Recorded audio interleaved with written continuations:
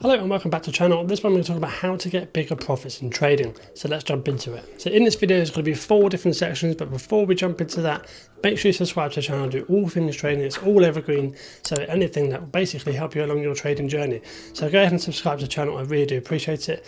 And of course there will be a trading tip after the 4 sections, so make sure you stick around to have a look at the tip. So section 1 is only selling half. Now what I mean by this is typically in trading you kind of let the rest run, but maybe to start off with, maybe just sell half and then keep the rest running. Some people do 1 quarter and 2 quarters, I used to, but just to simplify my trading now I just do a half lot sell at a certain target price and then I let the rest run afterwards. So let me give you an example. So if Google is at 150 and I want it to get to 180, it reaches 180, great. I'll take half of that off the table and then let the rest run. If it goes to 200, 250, 300, then I'm just basically quid in with a nice stop loss behind it. And with that we'll jump into section 2, which is having a stop loss strategy. Now I kind of alluded just then to section 1, but as that stock is moving upwards, if it's going your direction, whether it be up or down, having that stop loss move behind the 20 moving average or the 9 moving average, but sometimes depending on what kind of time frame you're playing on,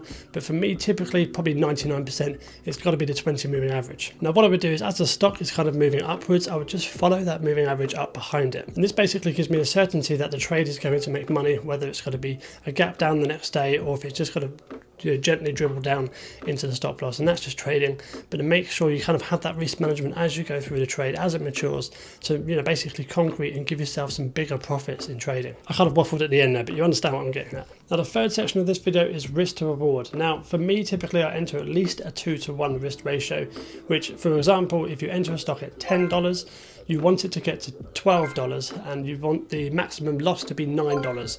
So you're only losing 1, but you have the potential to gain 2. That's a 2-to-1 ratio.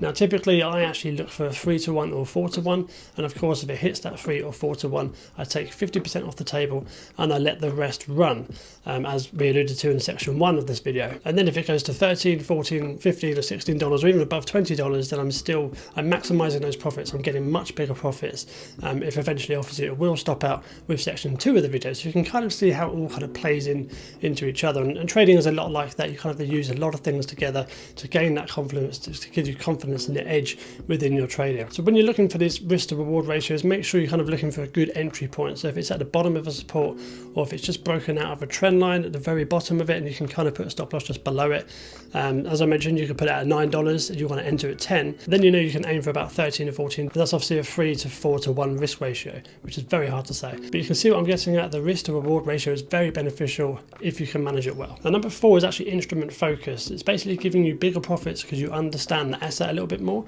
So for me personally, I do like the QQQ, I like Amazon and I like Google. I trade these mostly. I trade a lot of different stocks obviously because I'm a bit more experienced, but especially in the beginning stages I try to familiarize myself with those simpler assets so you can kind of get used to how they move on a day-to-day basis or week-to-week basis as well. Now with this you'll get to know their movements a bit more, whether they go up 1% or 3% a day for example.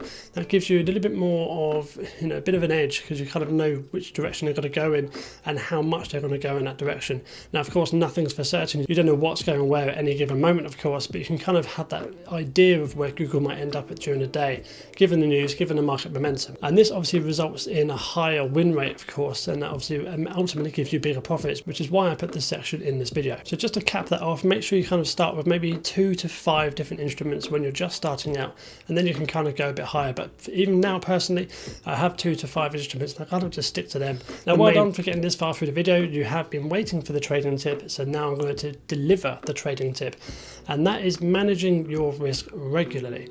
So what I mean by that is every 1 to 3 days I would go onto the laptop and have a look, bring up those stop losses and readjust my mind in terms of the bias of the actual trade.